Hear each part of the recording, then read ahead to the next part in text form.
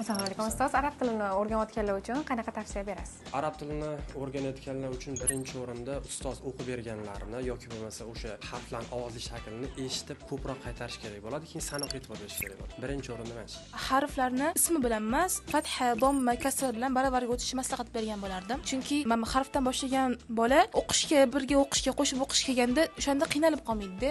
Darslarga o'z vaqtida qatnashish, vazifalarni bajarish, maxraj sifatlarni o'rgatilayotganda qunt bilan o'rganish, ko'proq mashq qilib o'qish. Bolaga unaqa qattiq turish kerak emas, ko'p o'qishga majburlash kerak emas. Bu yerda biz shug'ullanib ancha ma'lumot o'rgatamiz-ku bolaga. Uyga borganda ham ozginagina bolaga nagruzka bo'lmaydigan darajada shug'ullansa, bolani yaxshilab esida qoladi va tez esdan chiqib ketmaydi. Sanoqni ko'paytirish kerak. O'qish kerak, o'qish kerak va yana o'qish kerak. Intizomli bo'lishni tavsiya bergan bo'lardim. Kuniga mana buncha so'z yodlayman, mana buncha mashq qilaman, buncha vaqt ajrataman deb katta miqdorlarni qo'yib olgandan ko'ra, miqdor kichkina ozroq bo'lsa ham, lekin muntazam ravishda bo'lishini tavsiya qilgan bo'lardim. Ustozlarimizga yana qanaqa savollaringiz bor, izohlarda yozib qoldiringlar, biz keyingi videolarda javob beramiz.